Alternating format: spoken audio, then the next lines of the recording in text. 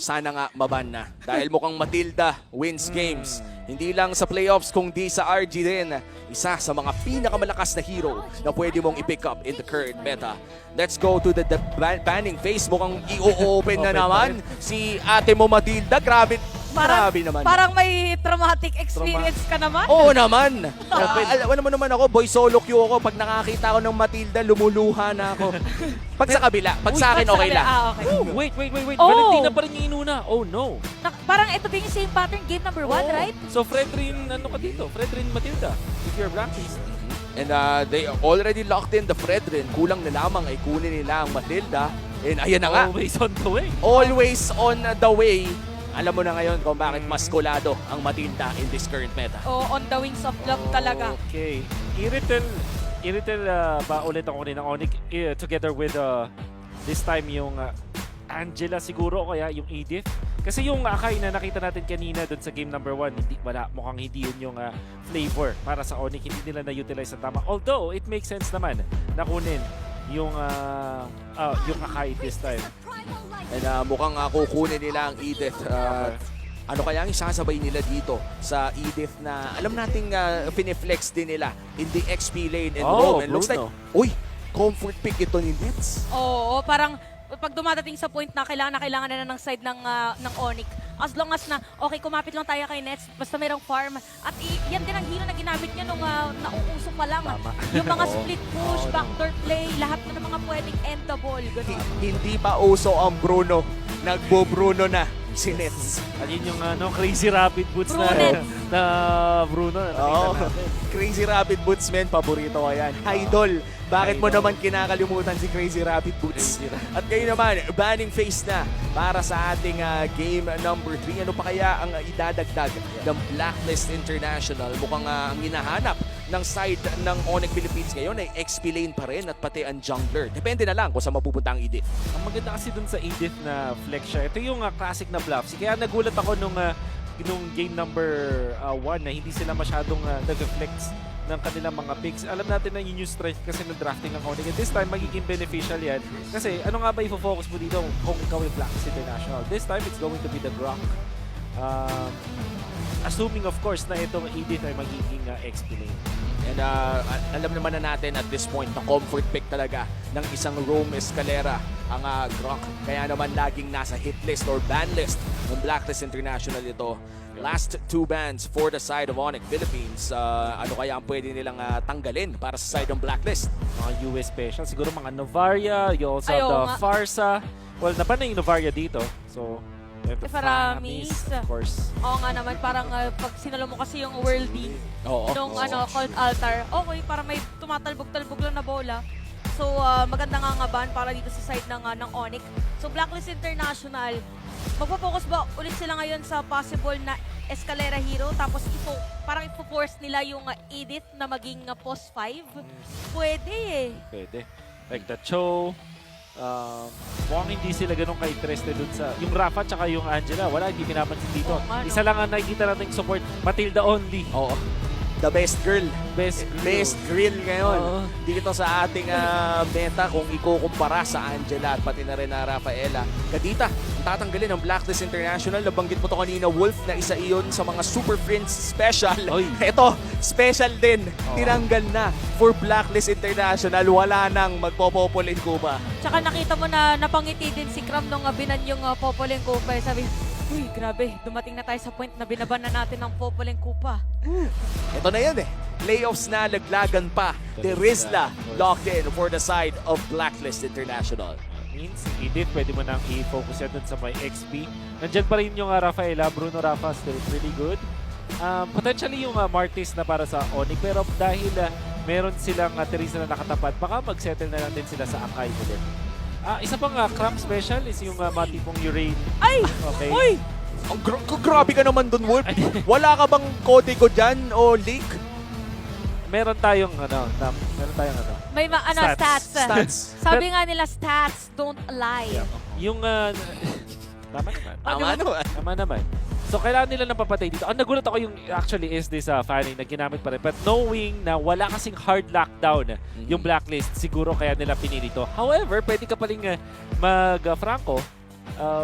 if Ren J plays the Franco well, o kaya yung signature na matagal na signature ni Mr. Ren J, which is the Cho. XP lane pa lang siya, ginagamit niya na dati yung But Cho eh. Kufra, of course, is still May open. Kaja din. May Oh, nga pala, may tama Kaja ka pa. dun.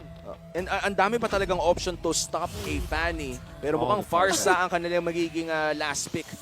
Ito na yon, no hard lockdown. Mukhang kung I think the last memorable performance mula kay Ryzen on this Fanny was way back in Season 10. Na ito yung tinatanong natin kung 8 daliri bang maglaro si Ryzen. Sa, Grabe yung cables, no? Para Grabe. kada cable, merong bagong tumutubong daliri. Octopus. Octopus. Ang Safina pala. Pero na, jokes aside, parang ginamit niya rin to before kasi Fanny sa international scene. Exactly.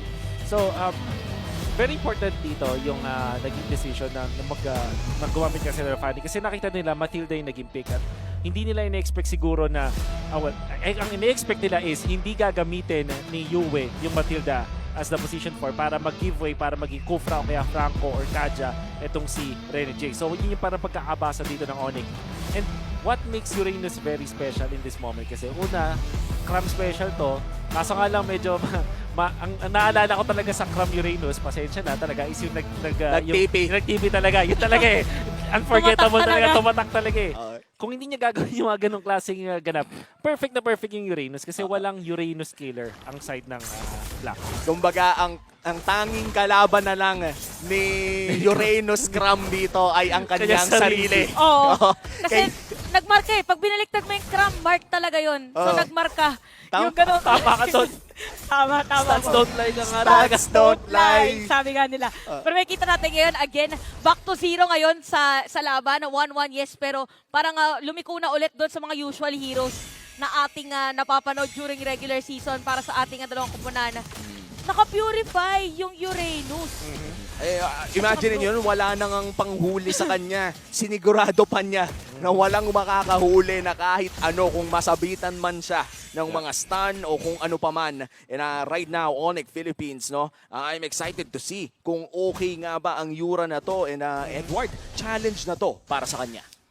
But what's the idea again from the Uranus? Apart from the fact na walang quote-unquote Uranus killer, maganda siya pang on top dun sa may kay Sensui. Speaking of Sensui, first blood agad dito kay Ryzen, kamutingat pa si Edward. So nakita natin yung mga mababibilis na mga balls. Sobrang bibilis na, no, mga capabilities na yon na mukhang kinailangan na ng early game advantage ng Onyx Philippines. And this is something na gustong-gusto ng mga fan main, especially if sa'yo pa mapunta yung kill. Hindi ko alam kung maganda lang talaga yung basa ng Onyx or na-review nila ng sobra yung rotation ni Sensui kapag Fredrin siya. Kasi ganda nung timing nila. Oo, ayun, speaking of timing, si Ryzen makakakuha ng kill dun sa may top lane. So parang malabait ngayon ang nangyayari kay Cram. Kaya pala dun din umiikot most of the time kasi parang si Cram ikot-ikot lang ng mga skills niya. Pero mid lane natin meron agad mga poke. So aggressive ngayon ang Onyx, lalong-lalo na si Super Prince. Pagkakuha, diretso pero strike. Inunahan pa niya yung mismong may-ari ng ultimate. At Oo nga, ngayon no? si Escalera ay manggugulo pa ng purple buff ni Sensui pero makukuha pa rin naman ng Blacklist International. Early game lead para sa Sonics, already 1.4k. At nakita mo yung pag-freeze ni Super Prince para hindi magka-ultimate si Yue. Talagang dinedelay nila yung galawan dito na Blacklist. Para sila din mauna pagdating doon sa may turtle objective. Kaya naman si Escalera nandun na rin agad. So crucial nga naman kay Ryzen yung mga buffs as much as possible. Kailangan makuha niya na agad. And now Ryzen, one turtle ay sisimula ng Onyx for Blacklist International. All ultimates are up, maliban na lamang kay Rene J. Sino kaya makakuha ng turtle na to? Nako po, hindi na nakasilip pa as Ryzen will secure that turtle. At mukhang dediretso pa nga yata, hindi silip lang. Kailangan na backupan dito ng Blacklist International yung kanilang jungler na si Sensui. Ano nga ba ang magiging sagot dito no kung nakakalamang na ang isang Fanny composition already? 2-0 within the first 3 minutes.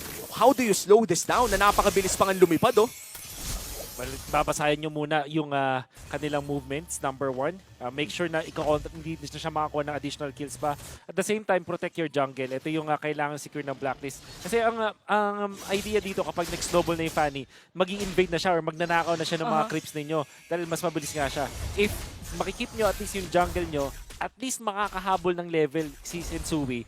Pagdating ng second or first lord, at least meron kang level na pwedeng isabay doon sa Fanny. By the way, salamat sa pagtanong, Umi, kasi kahit pa nag-RG pa, nag-snowball yung Fanny, yan din ang tanong ko. Oo. Kung paano pipigilan yung Fanny. Actually, kaya ako nga tinanong, para sunod na may Fanny akong makalaban, maaalala ko na yung sinabi ni Wood na sige, poprotektahan ko na lang yung sarili kong jungle. Ang sagot ko kasi dyan, pinupuntahan ko siya sa jungle niya. Tapos ang nagiging problema, tinatakasan din lang ako. O nga pala, meron mga cables. So, ganun yung nangyayari ngayon sa ating ko pala. Kaya din pala, parang ang Blacklist, hindi din sila masyado nagre-react sa ginagawa ng Onyx. Sige, hayaan lang natin, meron din tayo sariling pattern. Tapos ayan na yung sinasabi ni Wolf na protektahan. Meron dalawang lagi nakadikit sa kanya. Oh, imaginein mo, no, lilipad ka dyan, parang medyo delikado. Yung hangin na nililiparan mo ay may dalawang kayang magpasabog at kaya pang lumipad kasabayan mo. And now, Cram, ito yung EFAS Manggulo. I do think wala pa rin nakaka-burst dito kay Cram at this phase of the game. Mahirap talaga. Parang ini-imagine ko, yan siguro yung huli mong papansinin pagdating na ng late game or at least ng mga the Lord fights. Ang hirap nga lang talaga kasi kapag may Fredry na jungler, ang pinakakahina niya actually si Uranus kasi nangyayari, kapag hinahampas ni Fredry yung Lord, ini-stakan lang siya. Oo, parang nakikita na natin yung sustain agad.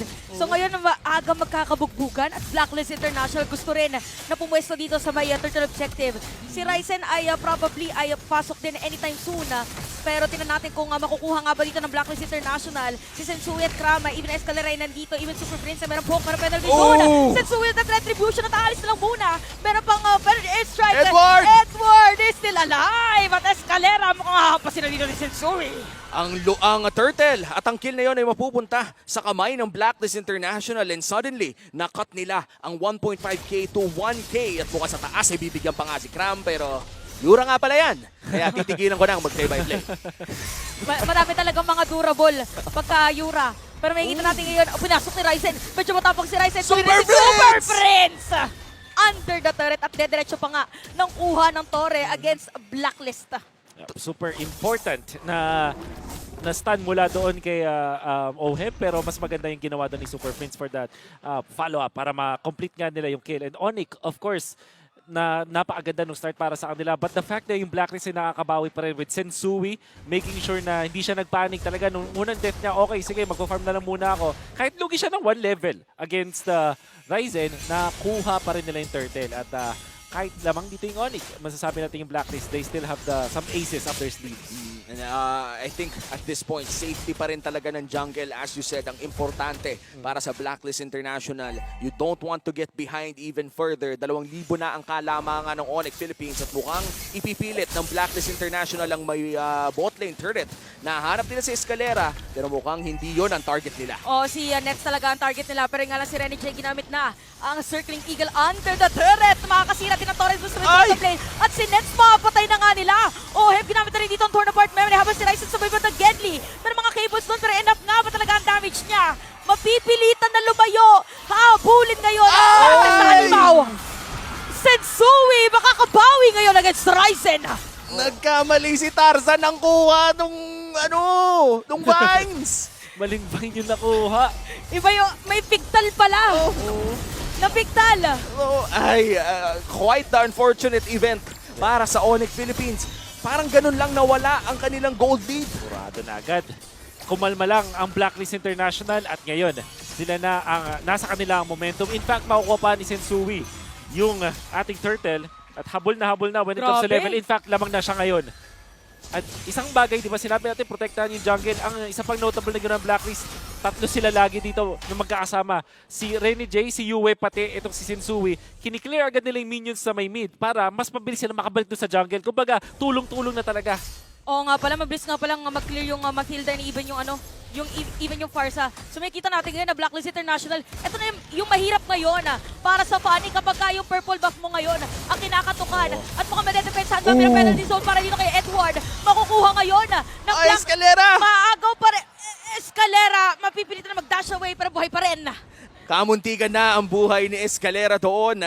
At ngayon, Onyx Philippines, nawala na ang gold lead sa kanila at naaagaw pa ang purple buff ng isang Fanny. And this is the worst case scenario para sa isang team na may 2k gold lead na ngayon nagugutom na yung Fanny. Super power spike mula sa Blacklist International ngayon. Especially with Brody, Matilda. Imagine, pwede silang mag-circling eagle. Ito yung mga marksman talaga na pwede mong isabay sa guiding wind, circling eagle. Mararamdaman mo talaga na manunuot Oo. yung damage. Kahit din sa may bottom lane kanina. Kaya yung Onyx, parang medyo na-force naman sila na yung usual pag naagawan na ng buff yung Fanny, magkukuha muna ng Torre at clear na minion wave dun sa may ibang lanes. At nakikita natin yung Fanny ngayon. Alam naman niya yung gagawin kapag nalugi na. Clear muna ng mga minion wave at siguraduhin na nakakakuha pa rin siya ng gold all around the map. Pero Sensui, kamuntikan na sa face check na yon. Still a very good game for this Matilda. Renegade 0-0-4. And this is one of the stat lines na pwede nating abangan dahil si Cram ay makakapag-regen din. Oo, pero nararamdaman na natin yung damage. Pero nga Uranus. pala, Uranus nga Uranus pala. pa rin. Si Cram, medyo tahimik pa si Kuya Cram. Pag nakita na natin na napaaray, ayan, makikita na natin ngayon na kailangan sumugod na rin ang Onyx. Ito yung mga hero na hindi mo pwedeng sampalin ng tuloy-tuloy. Kailangan one-time big time. Kahit umabot ng super late game, makunat pa rin. Pero speaking of makunat, naku po si Ryzen dito magiging target nila. Merong mga airstrike na gagamitin doon. So talagang Nets. nabubulo lang. Burn memory! Sakto against Nets! Nuot sa sarap. Yung pinakahuli pa ang tumapos sa kanya. At ngayon may 1,000 ng kalamangan ng Blacklist as they take on the first level Lord. Medyo malayo si Ryzen pero may purple buff naman siya. Dilipad kaya siya para sa kanyang pangarap na Lord. O Blacklist na ata ang makakakuha nito. Hindi sulit na ipalag talaga. Blacklist definitely ang lamang sa ngayon. Nasa kanila na rin ang map control. Look at Renegade. Grabe si Rene J, lipad lang ng lipad. Ibon man may lalang lumipad. Sabi nga nila kaya ito rin sa may mid lane ay makukuha din ng Blacklist International. Same para dito kay Ryzen. Mag-split push na lang muna.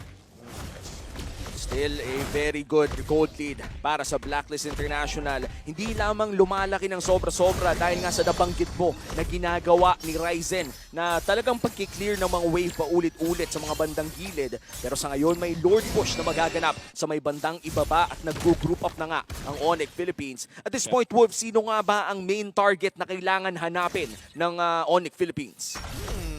I would say si Yue na siguro yung pinaka madali. Pero parang mahirap yata. Kasi dahil dun sa Matilda, I think anytime na may Matilda sa team, Oo nga pala. wala eh. Mahirap. Parang mapapaisip ka, sino nga ba talaga yung tamang i-go? I think dalawa siguro. Yue, of course, and Oheb. And oy! Oh, speaking of, mukhang mahirapan nga yata pumasok. Si Edward, meron na namang guiding wind na ginamit doon para makatakas after that penalty zone. So yung Torre hindi masisira dito ng Blacklist. Pero kita natin ngayon yung aggression, but Onyx still makakadepensa pa rin. Ang sarap talaga ng may Matilda. Oh, pwede mong gawin yun? Grabe. Pwede mong gawin yun, tas buhay ka pa rin. Oo, yung parang, papasok ako merong circling eagle, ay merong guiding wind. G.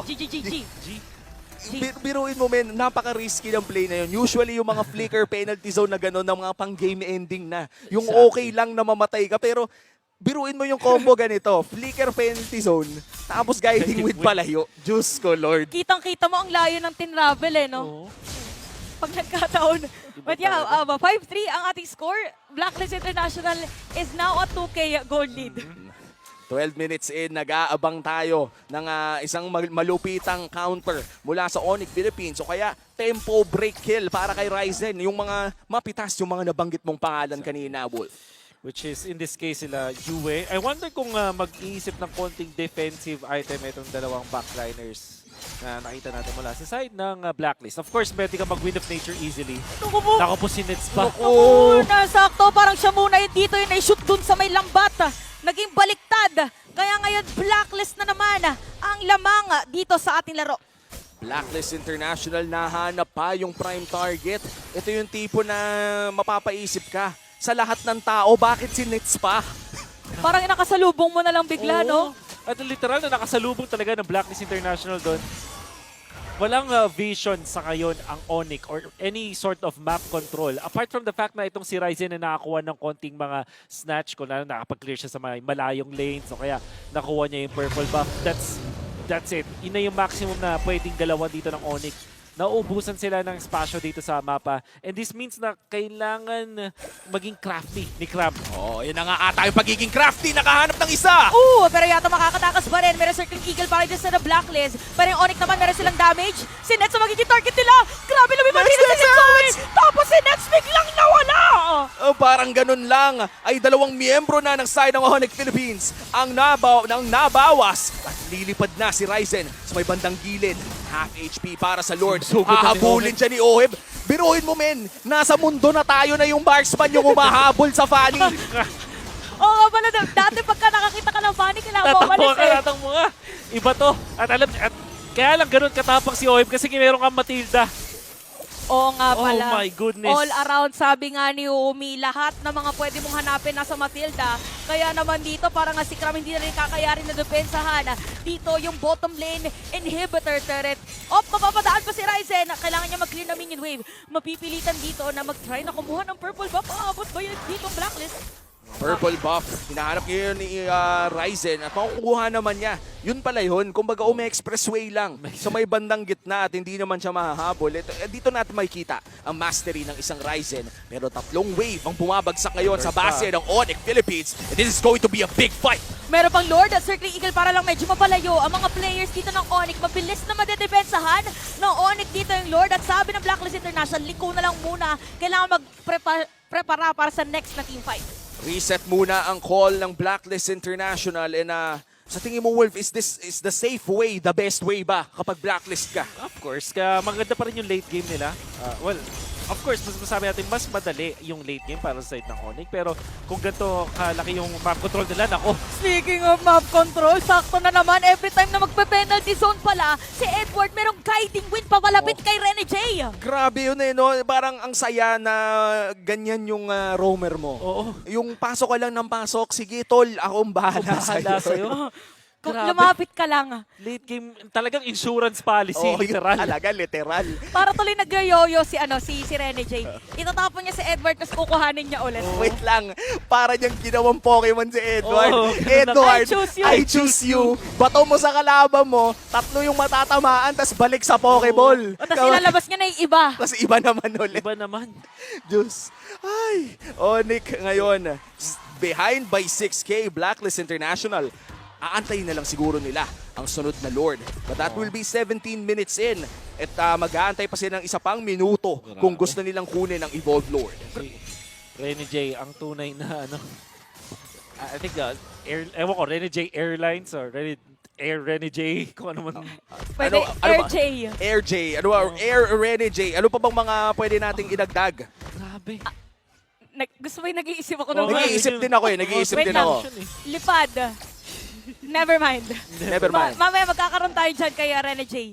Kung ano mga lumabas sa ating mga bibig mamaya dahil sa ngayon ay meron na naman tayong tinatawag na LOL.